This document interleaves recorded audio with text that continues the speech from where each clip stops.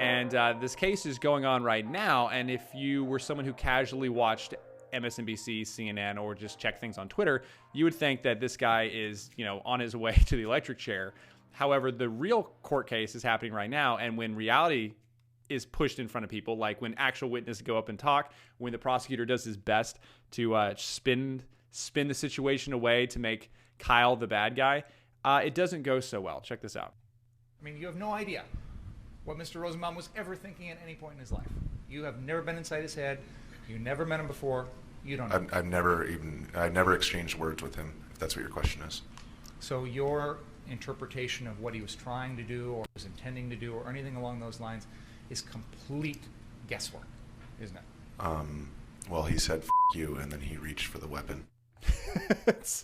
So just so you know, Rosenbaum is the guy that Kyle Rittenhouse unfortunately killed, but in blatant self-defense when he was, pulling for a firearm, was going to kill him.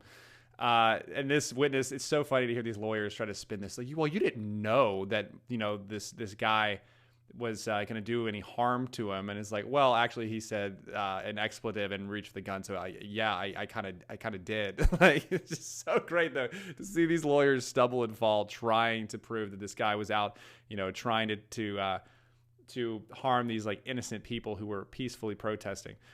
Here's another great clip. Actually, I got to show. I stepped in and told everybody, hey, chill out, calm down, stop doing that.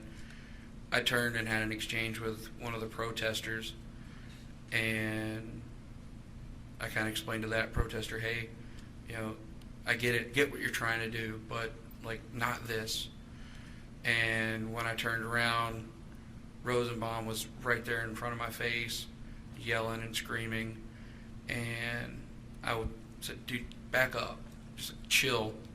I don't know what your problem is. And he goes, you know what? If I catch any of you guys alone tonight, I'm going to kill you. And he said that to you? Correct. Did he say that to the defendant as well? The defendant was there, so yes. So, yeah, he did hear that too. I was so worried about this case because it is the most blatant. I mean, everything was on. Thank goodness there were so many cameras in the area, or this kid would probably be on his way to the electric chair. But no, he was the kid that was attacked. He was running towards the police, like, help. And after this other incident, and then a guy with a skateboard ran up, beat him to the ground, and was about to hit him again, and he went up and fired at him. There's parts of this case that are just absolutely shocking, but it's great to see this prosecutor like, oh, so was he there? And he's like, yeah, he was there, and I definitely heard this guy threatening him, and we knew. Speaking of this guy, too, I do have to point out that he is also the guy who was killed by Kyle Rittenhouse, was a convicted child molester, had other violent history. He is not exactly what you'd call I don't know, an angel as far as going out to peacefully protest. Had a history of stuff. Kyle Rittenhouse did not. So I'm going to follow this case pretty closely because I think this is a very, very important case involving self-defense, and also the fact the media immediately labeled Kyle Rittenhouse like a white supremacist. Joe Biden, in his campaign, one of his campaign videos, was basically said just that about Kyle Rittenhouse. That this was like the face of this evil coalition that I am campaigning against. We had to vote for me because you don't want to be on the side of Kyle Rittenhouse. I mean, the fact that you could do that before that case was hadn't even gone through, and the fact that it is so opposite of what happened in reality, when you actually see all the clips, is shocking.